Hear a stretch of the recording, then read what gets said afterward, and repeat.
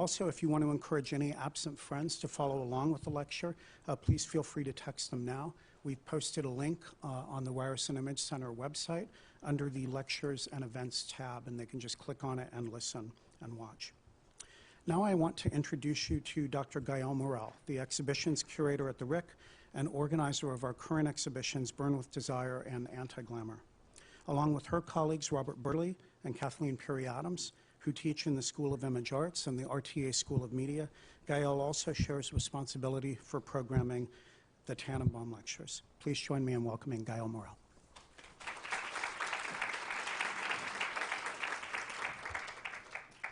Good evening, everyone. Thank you all for being here.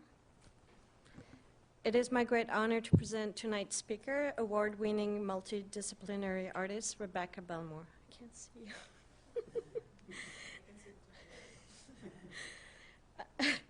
Belmore, Anishinaabe, is a member of the Lac Seul First Nation from Sioux Lookout, Ontario, currently living and working in Montreal.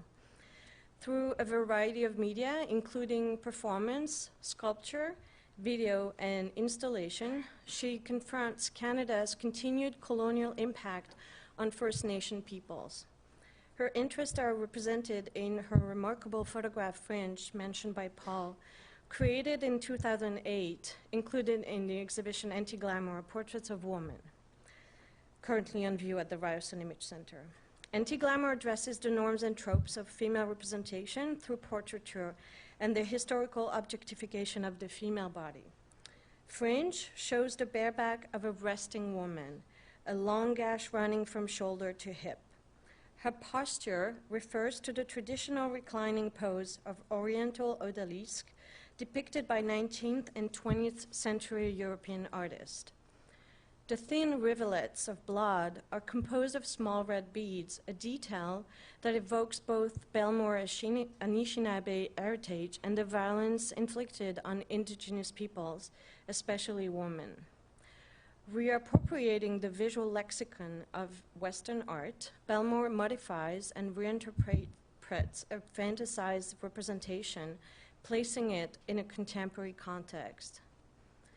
With her practice, Belmore aims to subvert both historical and contemporary power structures to release and empower her community through art. She is a leading voice in challenging the status quo and promoting cultural identity. Interested, as she says, in trying to reconsider history, to think about specific politically charged moments, the artist is hoping to have the public respond and engage with difficult issues. Belmore's cathartic performances and works are rooted in her belief in the power of art to effect some sort of change. Rebecca Belmore graduated in experimental arts from OCAD University in 1988. She was the first Aboriginal woman to represent Canada at the Venice Biennale's Canadian Pavilion in 2005. She received the 2013 Governors General's Award in Visual and Media Arts. Her work has been exhibited in numerous solo and group shows at the University of Toronto's Justina Barnicki Gallery, the Vancouver Art Gallery, and the Canadian Museum for Human Rights in Winnipeg, to name just a few. It is included in many public and private collections, such as the National Gallery of Canada, the Minneapolis Institute of Arts, and the Hood Museum of Art in New Hampshire. She is represented by Jessica Bradley Gowrie. Please join me in welcoming Rebecca Belmore. The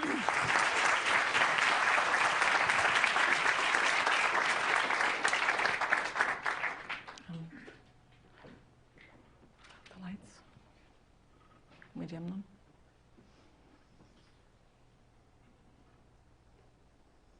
That's better. Thank you. Miigwech. Natalie can play.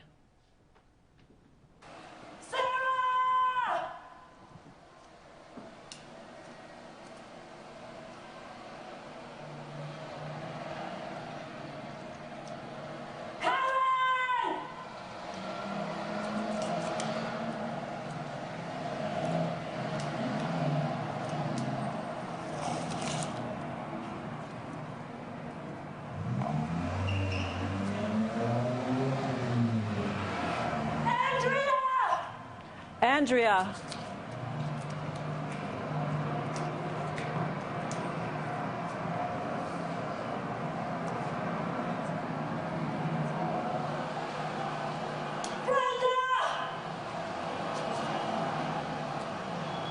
Brenda. Brenda.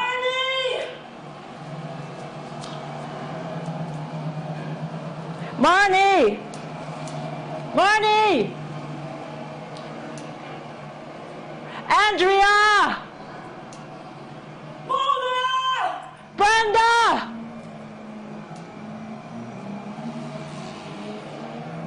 Teresa. Mona. Teresa!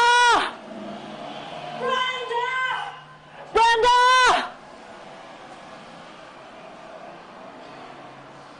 Sarah! Sarah!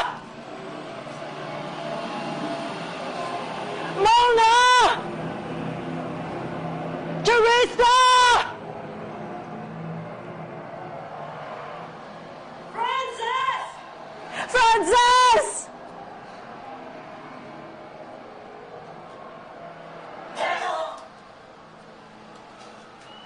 Brenda! Teresa! Deborah! Deborah! Teresa!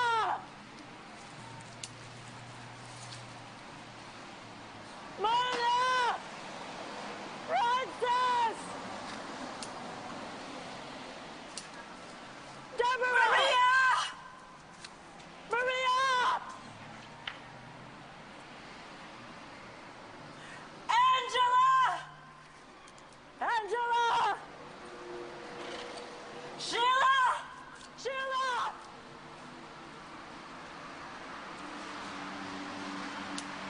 Elaine! Ruby! Teresa! Ruby!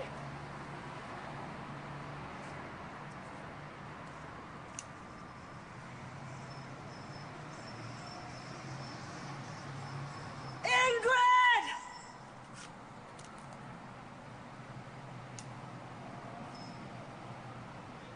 Catherine!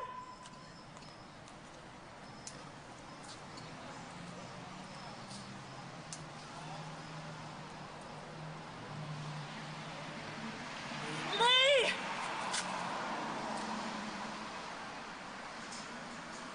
Diana! Diana! Catherine! Lee! Jacqueline! Jacqueline!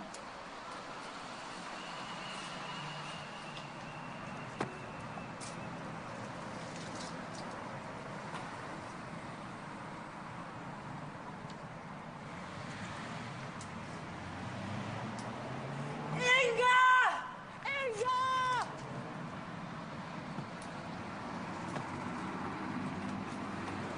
Jacqueline!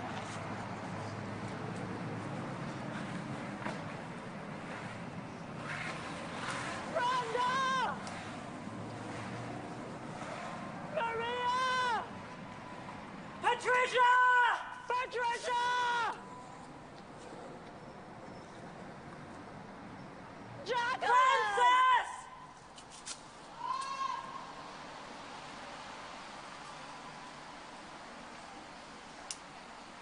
Tanya!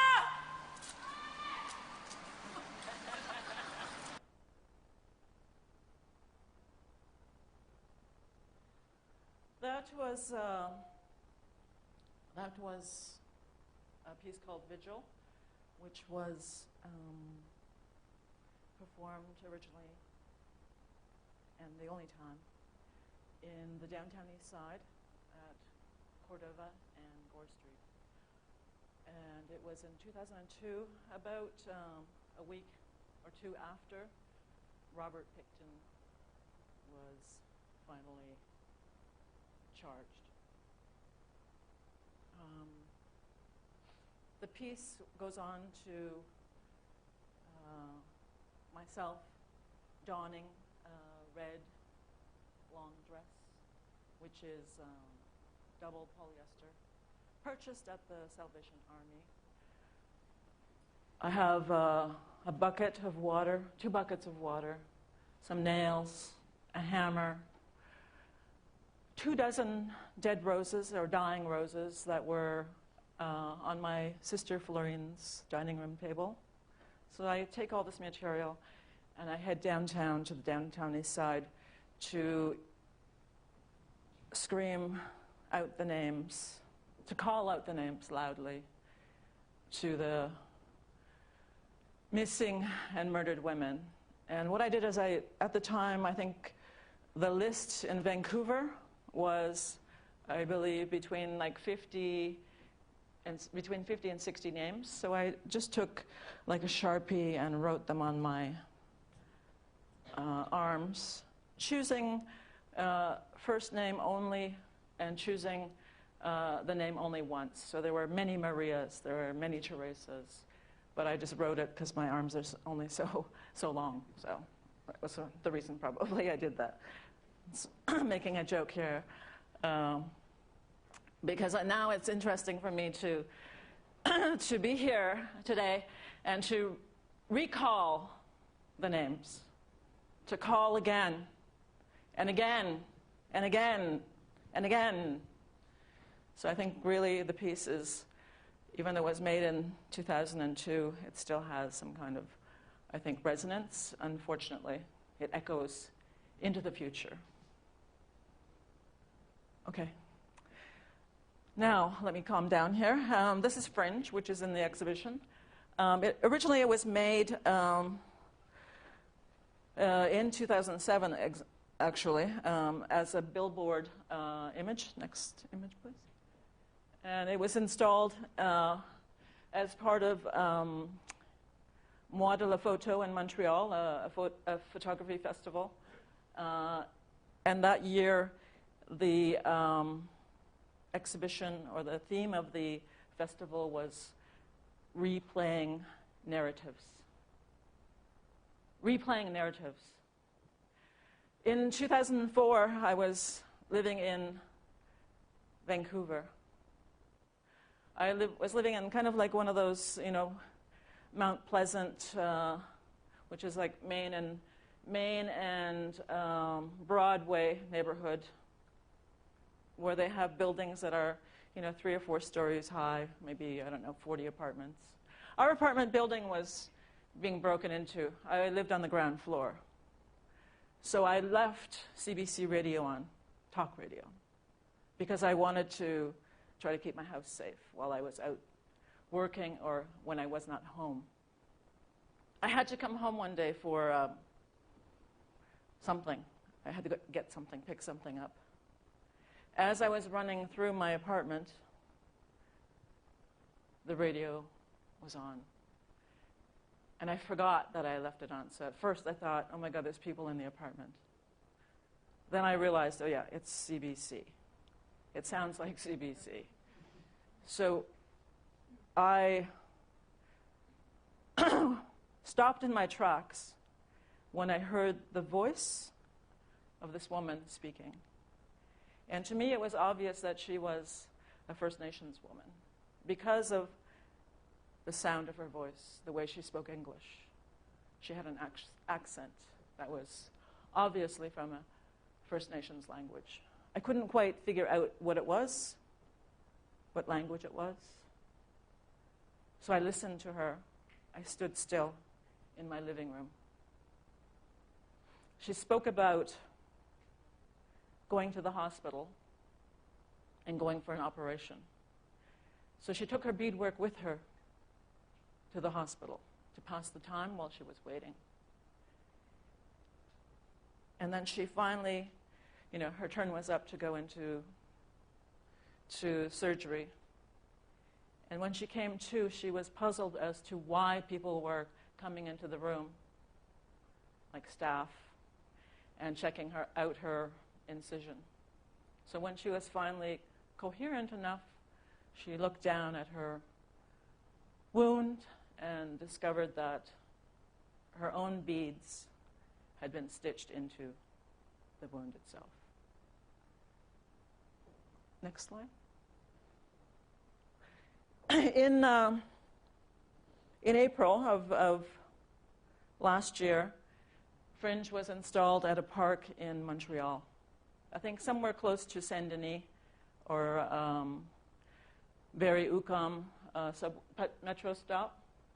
I never went to see the piece. It was up from April, and it probably came down just like in November. So it is actually installed here as a billboard again in 2014, but at ground level. And so you can see here someone has defaced it, and someone else has come along and scratched out the text. Next image, please. A friend of mine was visiting in June in Montreal, and she took this photo for me. This was written at the bottom banner beneath the image. Please take this picture away. Please. It is not something for children to see. Please. This has got to be one of the sickest things to look at.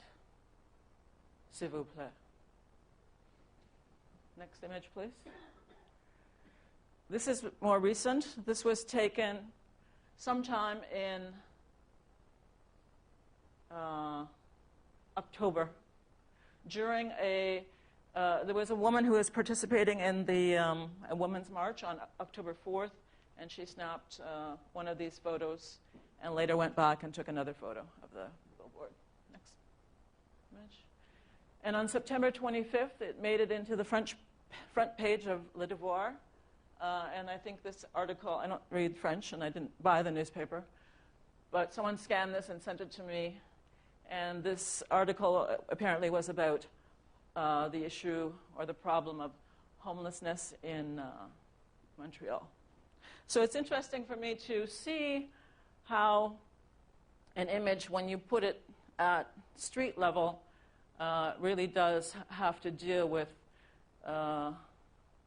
being in public space and having people have their way with it.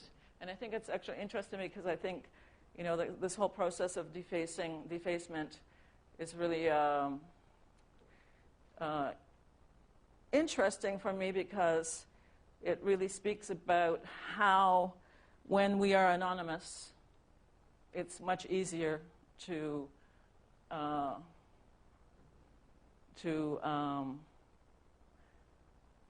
say what you really want to say, and even if that is extremely offensive to other people. So that was really, for me, interesting to know that it was there, to have friends keep sending me images, and never to go down and actually see it. So next, please.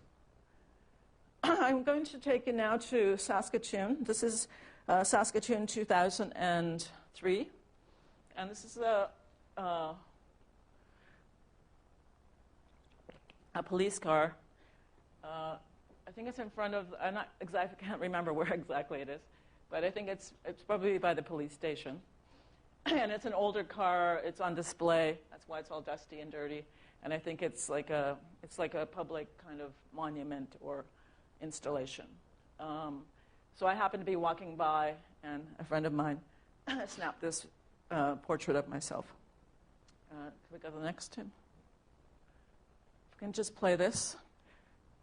So that was like in 2003, Regina, Saskatchewan.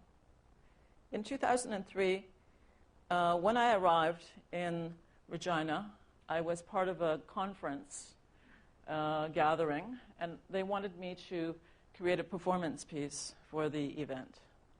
The conference took place in a typical hotel room in Regina, like a hotel ballroom that has those really loud carpets. And so I had trouble trying to figure out how to deal with making a performance in between, like, the dessert and coffee or drinks before the party started.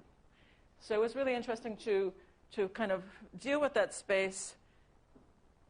And so what I chose to do is I chose to buy 10 pounds of flour and spread it on the floor to try to simulate what would be like a snowstorm, or snowy prairie landscape. And interestingly enough, I found this tiny replica, exact replica is what they were calling it, of a Saskatchewan police car. That you can, it's a collectible, you can buy it. I don't know if you can still buy it now, but back in 2003 you could.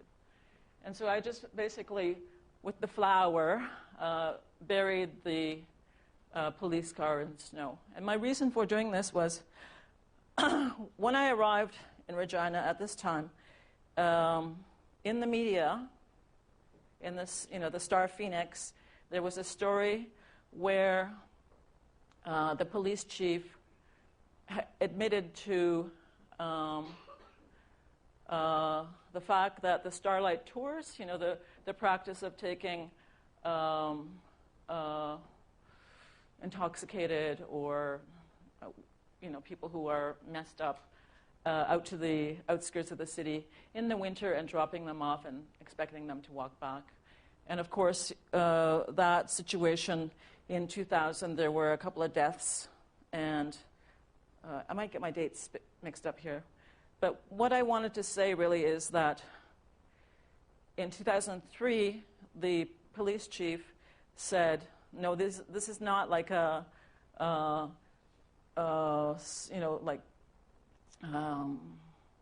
something that happens only like once in a while.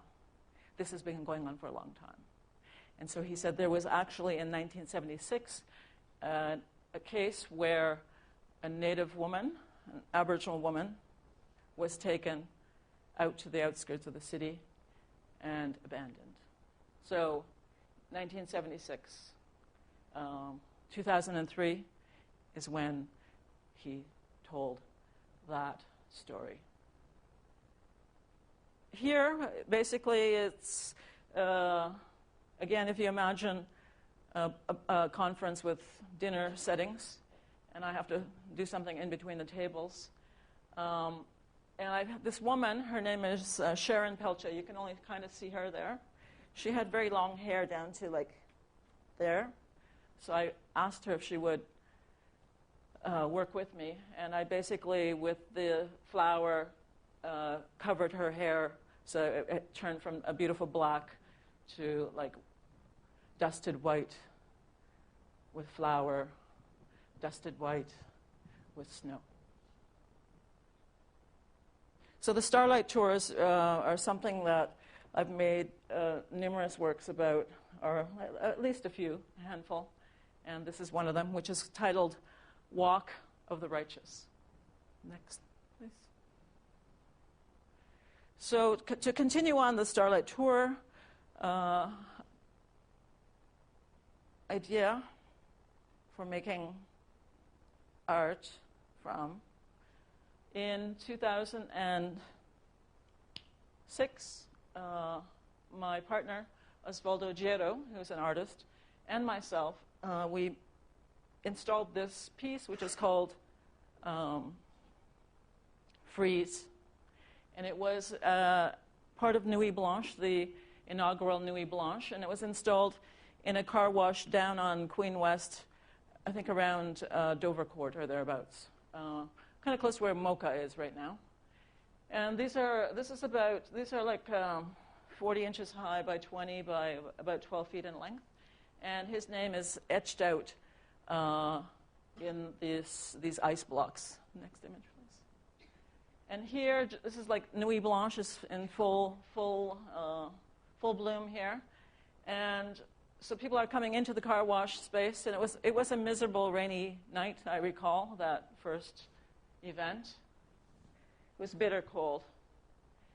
And people came and basically started to run their hands along the ice, and the heat and the warmth of their bodies started to change the surface of the ice, kind of making it into almost like a landscape kind of surface.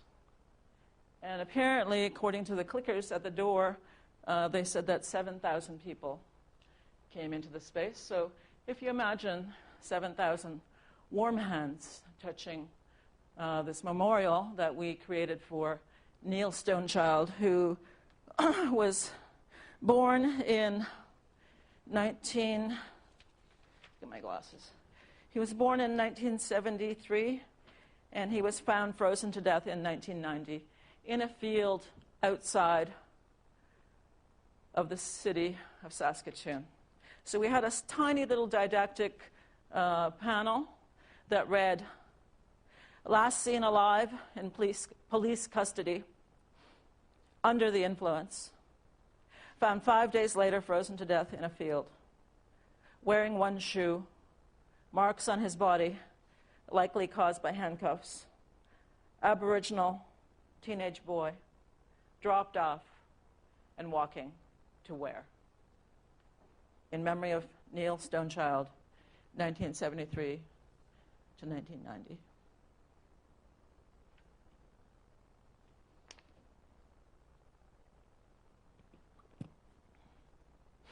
I'll go to the next one.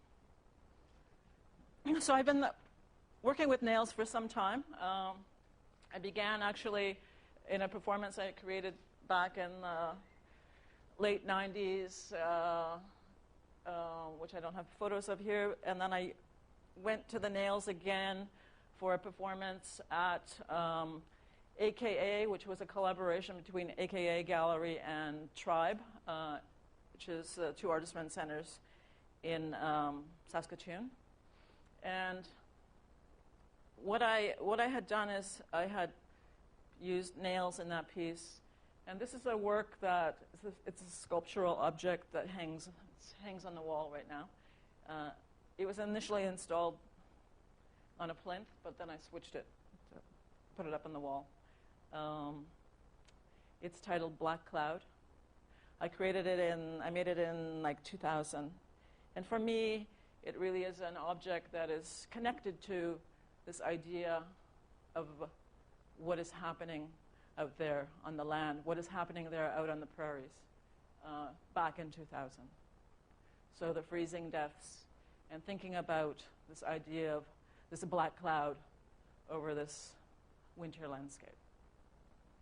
Next image, please. This is a piece that I created I made it just in May of last year. And I made it as part of my exhibition at the Justina Barnaky Gallery. The exhibition was curated by Wanda Nanabush, and the show was titled Kwe. Kwe is the word in Anishinaabe to describe woman. And this piece is titled 1181. So in May of last year, May 16th, I think, is when the RCMP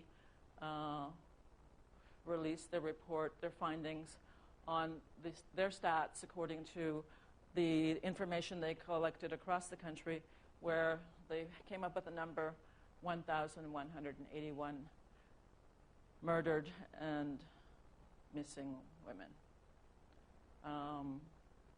So I took that number and set myself up outside the gallery, beside a work site, where they're getting ready for the Pan Am Games there. So the men were working away, wearing vests that had their safety gear. I was this barefoot, wearing my jeans and my T-shirt, and I too had a safety vest on. So while they were working, I was working on the other side of the fence. And so I pounded during the workday 1,181 nails into this piece of tree trunk that I found in Bellwoods Park.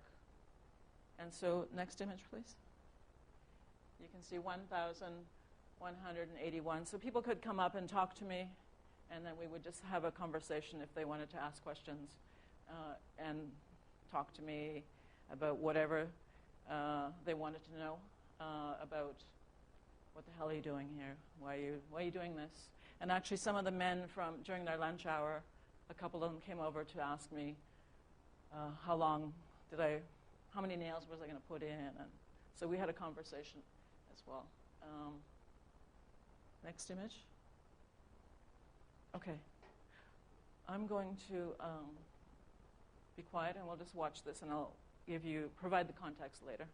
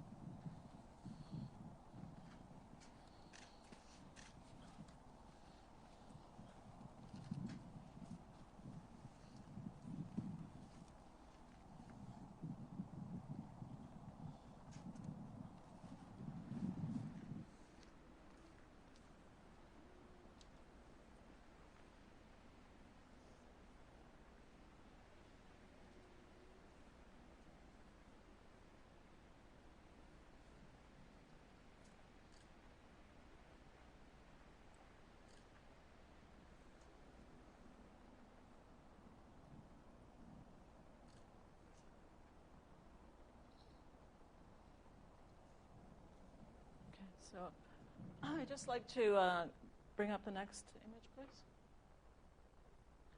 So I was invited to make a performance piece at a conference that took place recently at Wanuskewin Heritage Park, and it also it was like a two-part conference which was called Stronger Than Stone, and it was organized by a few partners, which was Wayne Bearwalt at the gallery at ICAD, the Kinderdine Gallery at the, where is it?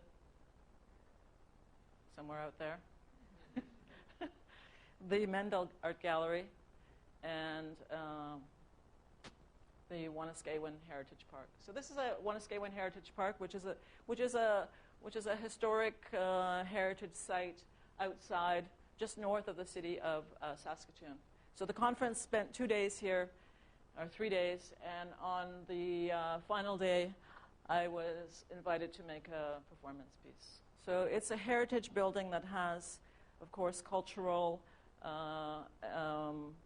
material, galleries, a resource center. So it's like a learning center, educational center.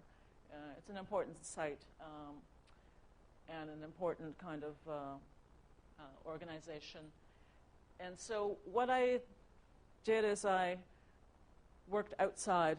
So if you're inside the building, you would look out and you would see me through the windows. It was quite cold. So I had the audience, or I wanted the audience to stay inside the building. I was mic'd like I am right now. So when I'm going, ma, ma, they can hear me on the inside of the building. They're having coffee. It's early in the morning. It's like a Monday morning. So this is like a 10:30 a.m. Experience for them. Coffee. Then we would start the conference after my performance piece. So the piece is titled Oma, which is here. And so here is Wanuskewin Heritage Park. That stone It's a stone that's across on the other ridge somewhere. It's a buffalo rubbing stone. So it's where buffalo would come to rub their coats, their winter coats. And it's considered to be a very important, very sacredly held stone. It's history. It has history. And so I had it photographed, and I basically am in the TP when people start wondering what it is that I'm going to be doing. They're starting to look for me. So then I come out of the TP carrying this stone towards them, towards the window, to show them the photograph of this buffalo rubbing stone. And then what I proceed to do is I hammer nails into the stone. Next image. And then once I'm finished my work, I take the stone inside through the building. They had taxidermied buffalo, 2 of them, huge, in the interior space. So I take the rubbing stone to where the buffalo and show them the picture. Then I exit out the front door, and this is where this buffalo sculpture, which is basically, there's a male figure and a female figure, and they're herding the buffalo to a buffalo jump. And this work is by Lloyd Pinay, who is a Cree man, and he lives in Saskatchewan on a First Nations community, which I think is Peepekasis. I'm not sure if I'm saying it right. It's Cree. So I basically gifted this stone to the female bronze woman. And I thought of it as the nails go right through the wood. So they pierce the wood, they pierce the plywood, they pierce the photograph, they pierce the stone.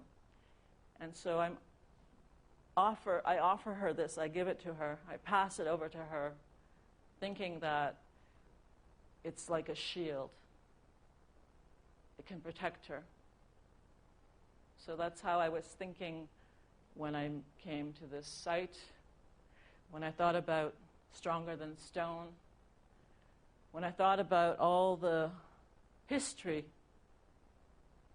on this land, the black cloud, all this history, the buffalo, they're gone. They were slaughtered.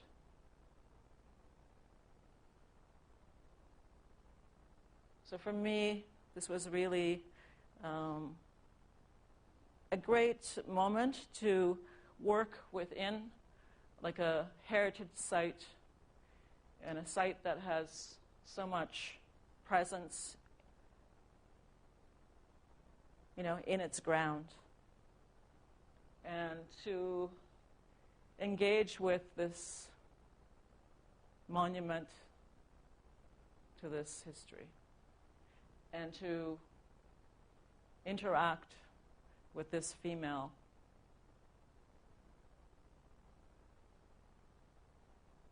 body. Next image. So I like this, that it's like a piece of the land, it's a piece of the sky. And so I hope that Lloyd Pinay, when I run into him one day, that he'll be okay with me defacing his monument. I'm hoping that he's going to be okay with it. But I will definitely, when I meet him, tell him what I did, and if I need to apologize, then I'll apologize. I'll say it was in fact me. So I think I would like to now just go to the next piece, which is, it's 200 years since Sir John A. Macdonald was born. So this is a piece that resides in the Agnes Etherington Art Gallery at Queen's University, where I was in 2003. I was there for a couple of weeks, and every day I would go to the university to engage with students and do my job as an artist. And every day I walked by Sir John A. Macdonald at the corner of the campus property, and then I realized at the bottom of beneath his feet, there's a text in granite that reads, "A British subject I was born, a British subject I will die." Next one.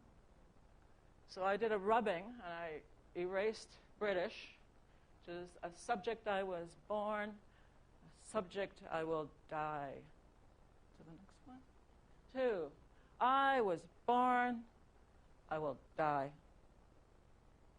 So for me, it's, this act of being at the foot of Sir John A. Macdonald, bowing down to him with my paper and pencil, paper and pencil, writing,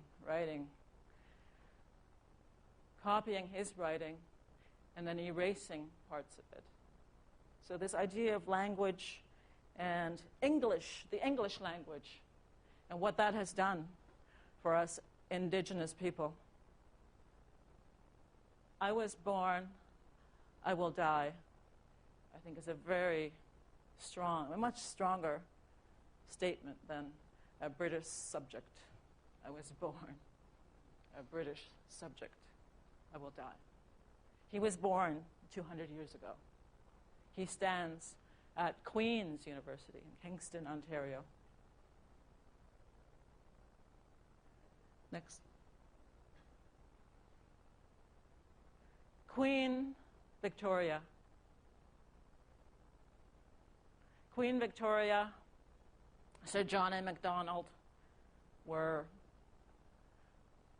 around at the same time, sort of, I think.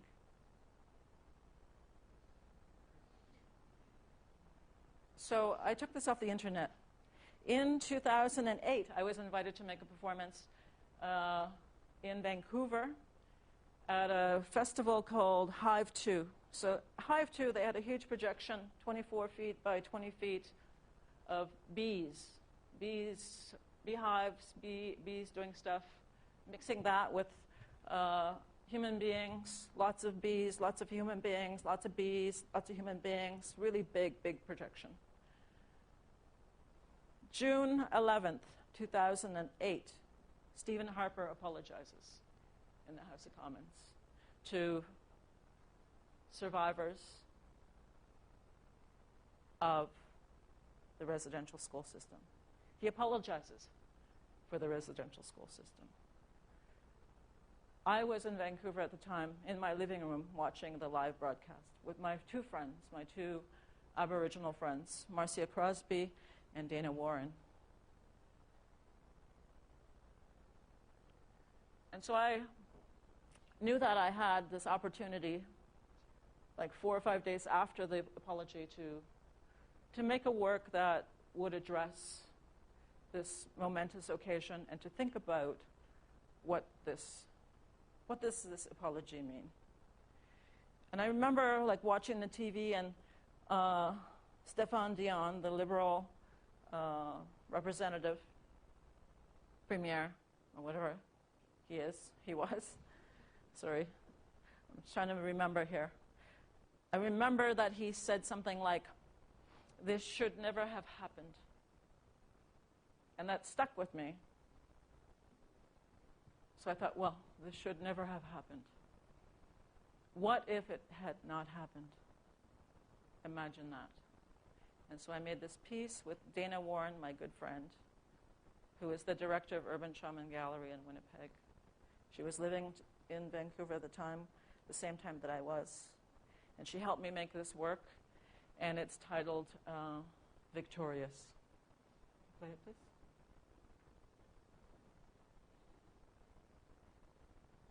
Oh, that's a still of, that's my version of a monument.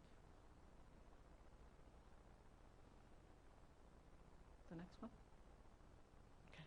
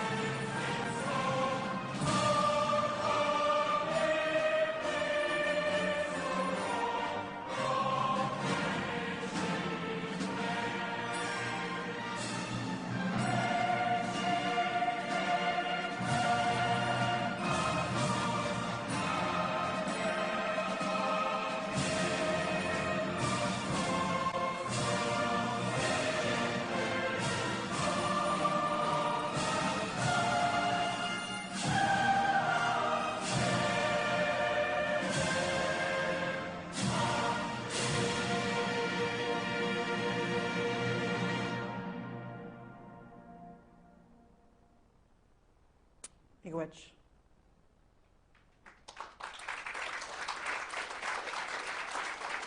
Turn up the lights.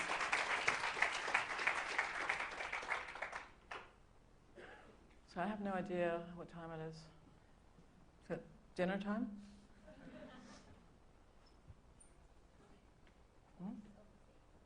Okay.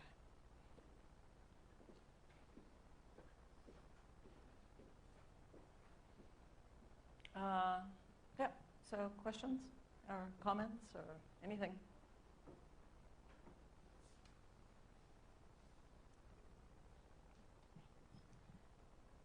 Hi, thank you. It's really interesting talk. I'm really interested in how you engage with monuments. You seem to have a couple of different examples. I'm wondering if you noticed on your way here or are familiar with our statue to Egerton Ryerson on campus? No. Okay, so, well, he's the school's named after, founder of the Ontario public school system, and a chief architect of the residential school system as well. So I was just wondering if maybe future project, some sort of engagement would be. Pay a visit? Yeah, yeah. Okay. That sounds very interesting. Would be no shortage of work if I visited monuments of all these guys. Yes. Oh. This lecture at Gladstone and Queen on the south side, there's a convenience store, and as we were riding the streetcar past, I saw a huge placard that says 1,181 Aboriginal women dead or missing, and I go past there every day, so I know it's pretty new. Is it just a coincidence that I'm hearing you talk about this tonight and I saw that today? No, because the number came to the public in May of 2014, around May 16th or 15th, which is when the RCMP released their findings. But I think it's been, in the media a lot, or hopefully there's more discussion going on today than there was, a year ago. So I think it's maybe whoever's in that convenience store just clued into it and decided that they wanted to do something, which I think is really amazing. So thank you. Where is it? It's right across from the Gladstone Hotel on the south side of Queen Street. Okay, I know where that is. Yeah. Cool. That's great. That's good news.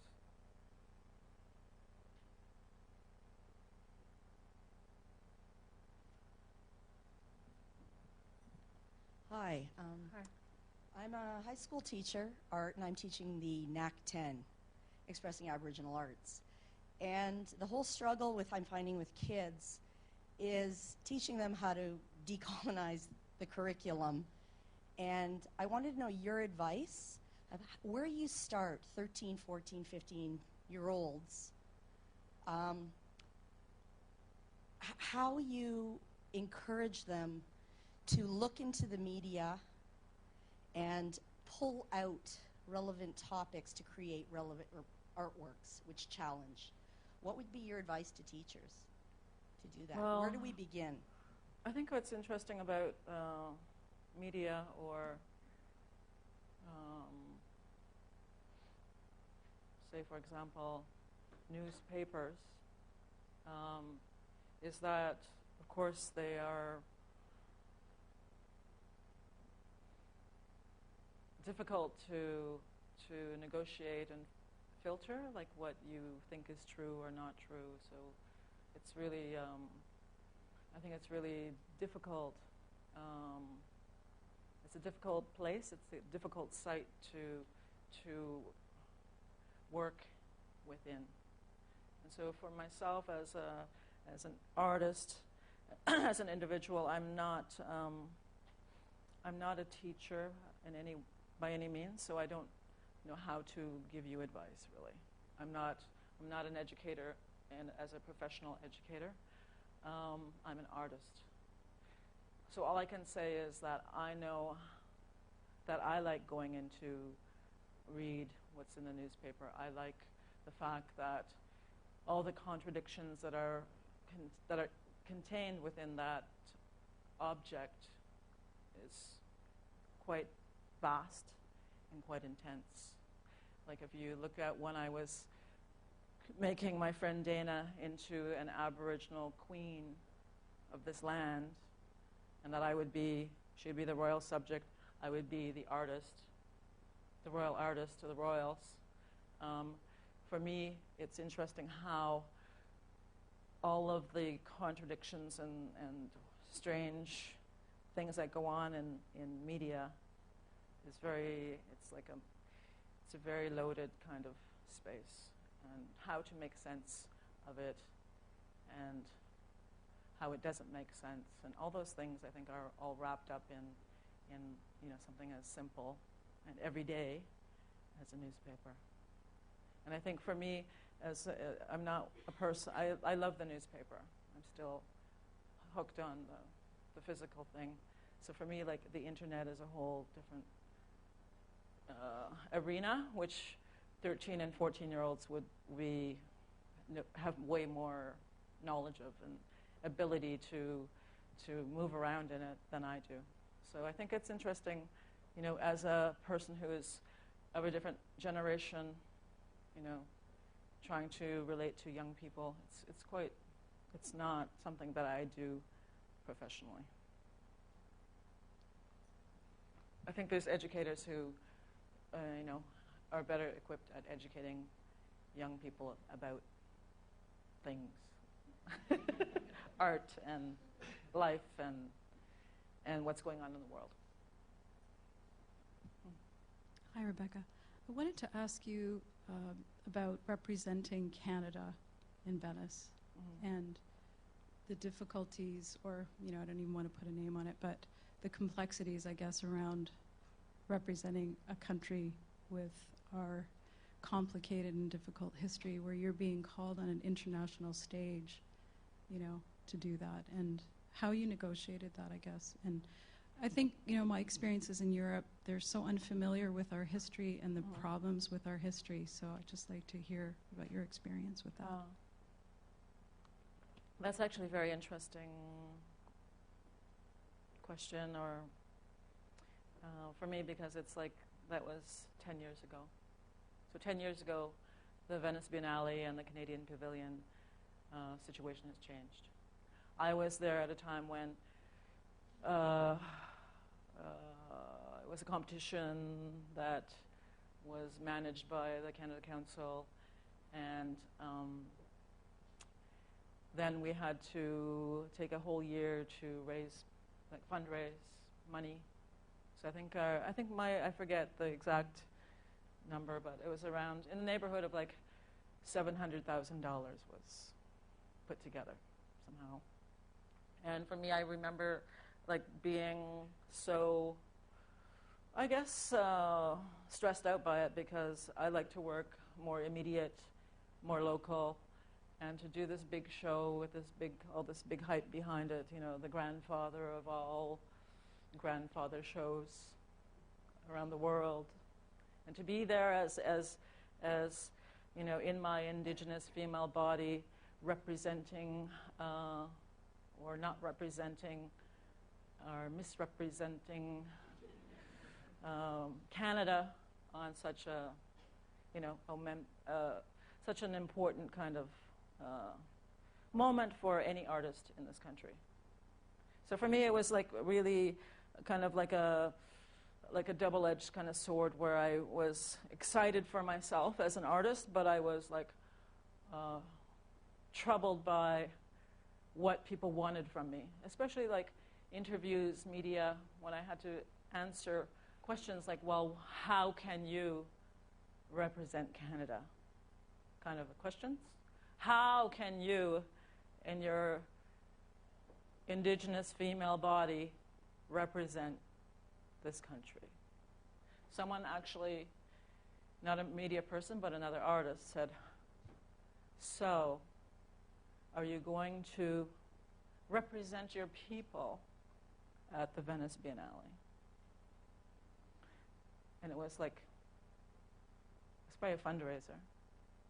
I said, no, I'm going to represent you at the Venice Biennale in the Canadian Pavilion. So it was all this kind of weirdness about problems with my being, and the weirdness of having to negotiate that over like a whole year of all this activity, social activity, to get to the actual making of the work and presenting the work. And then being there in Europe where they know nothing about Canada or Canadian history, and they know very little about Indigenous history of the Americas, period. So for me, I was practically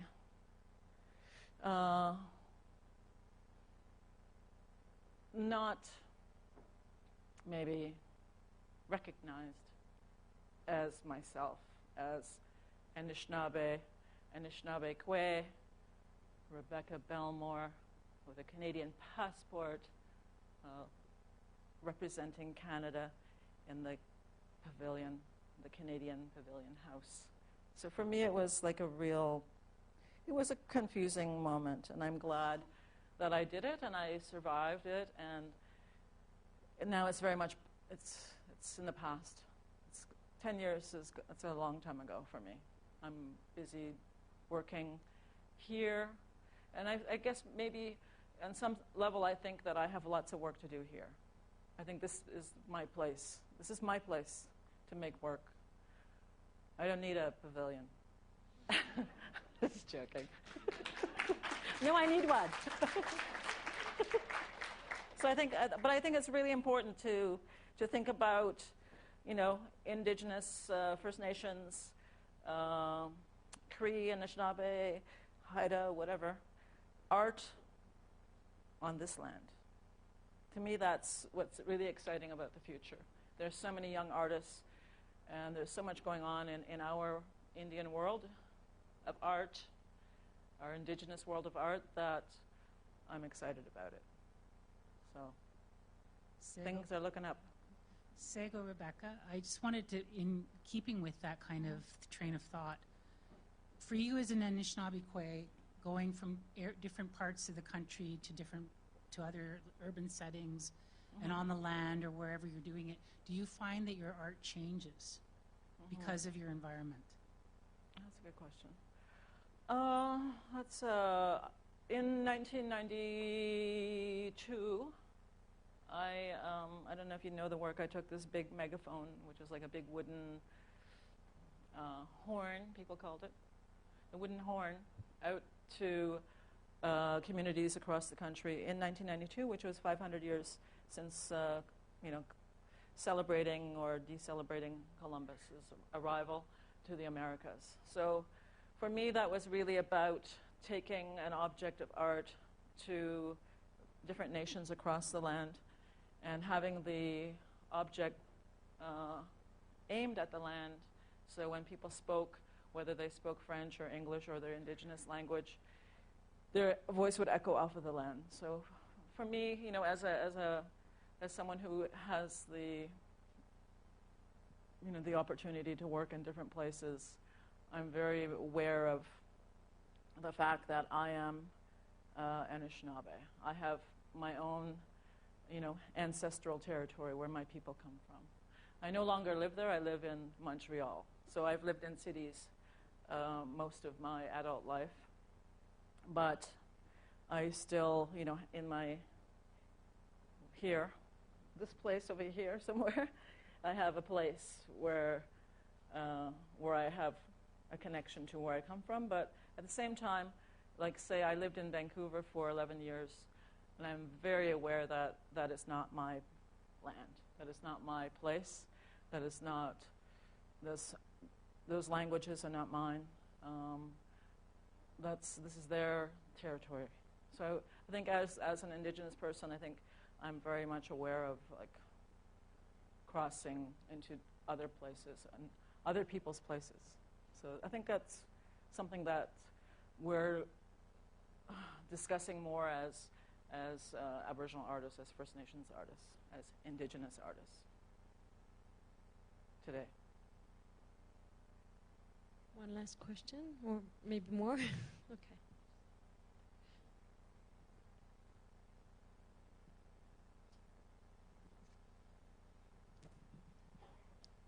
Thanks for your talk.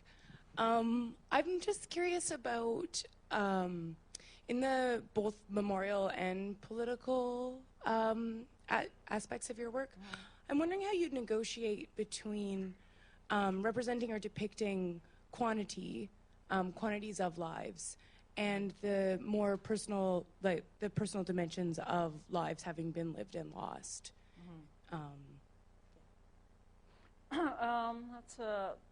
That's an another interesting question, because I think it's, like the hammering of the nails, 1,181. So what I did in that piece is I asked the curator, Wanda Nanabush, to discourage people from documenting the work. I didn't want it on the internet. I wanted to try to keep it, if it's at all possible, to keep it contained and private and real. So that's really what I wanted to do with that work. And at the same time, this idea that each nail represents a number. So I started with 1, and I went up to 1,181 nails. And thinking about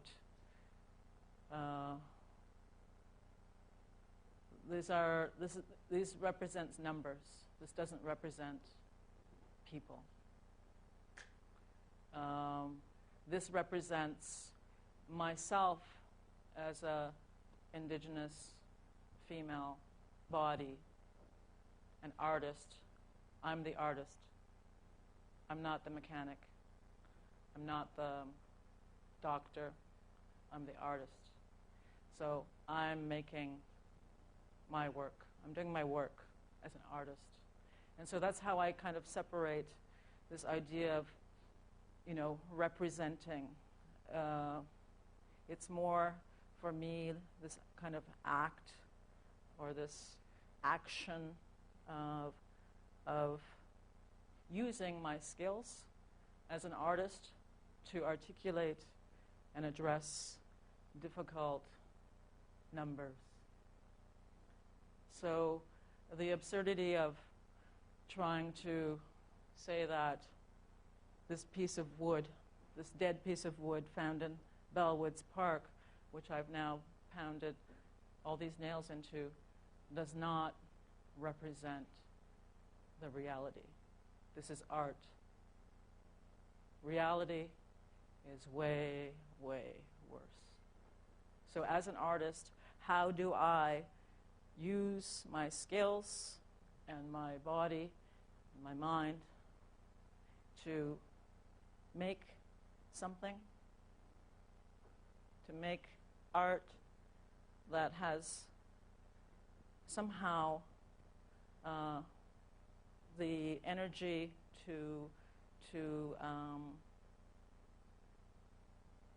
be and to actually say something. So I'm trying to say things as an artist, and I'm constantly trying to figure out how to do that. And I do engage with the media and the newspaper and information, and then how do I filter out that and still keep my mind and don't go crazy and do my best to be an artist. That's kind of how I see that. And like pounding the nails through the dress to the telephone pole in downtown Vancouver in 2002 after Robert Pickton had been charged. How to make some kind of space for art, a place for expression, to express something in that very place where he actually did his horrible work. So I think it's really, it's not, for me there is a humble, act of this idea of building and this idea of destroying. So you can build, you can create, and you can destroy. That's what we do as human beings, I think. So I think that's really, for me, what the nails hitting the the nail on the head there with the hammer. It's really just about my using that material as an artist to say something and to make art. I just make art. That's what I do. One last question. Hi, thank you. I actually, oh, sorry.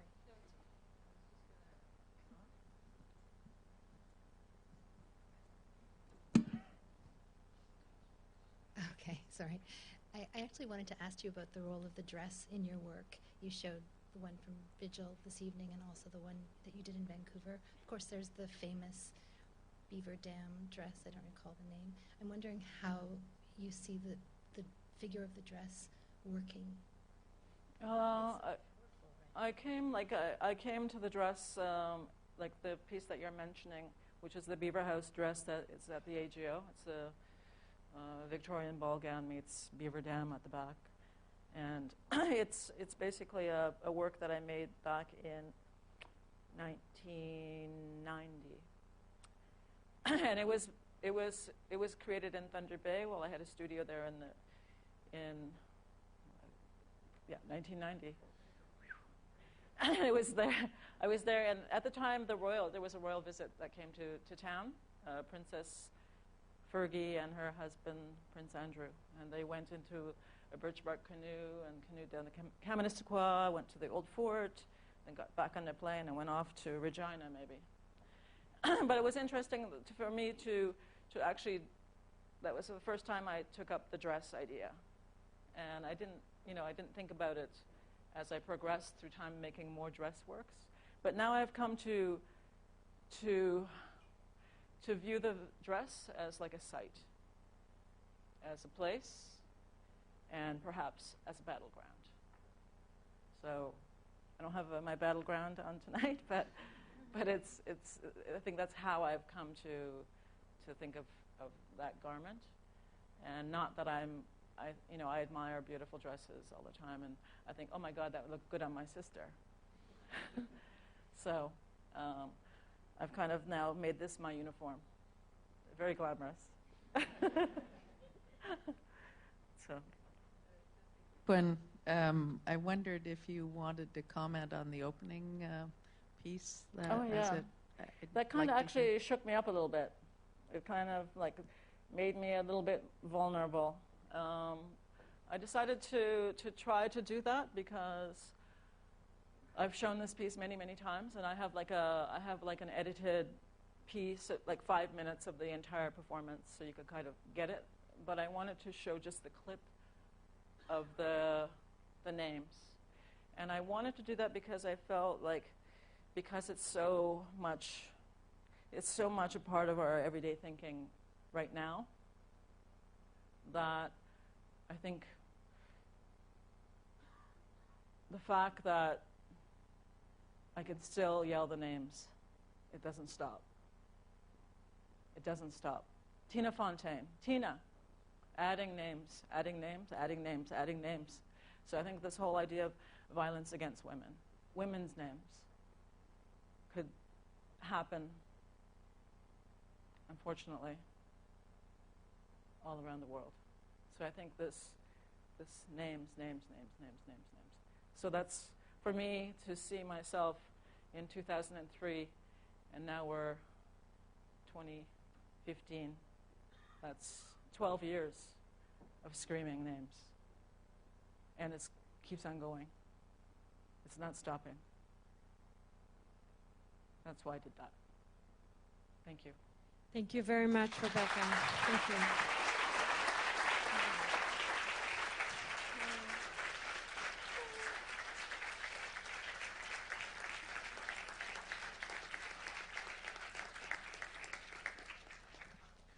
Thank you all for coming tonight. Good night.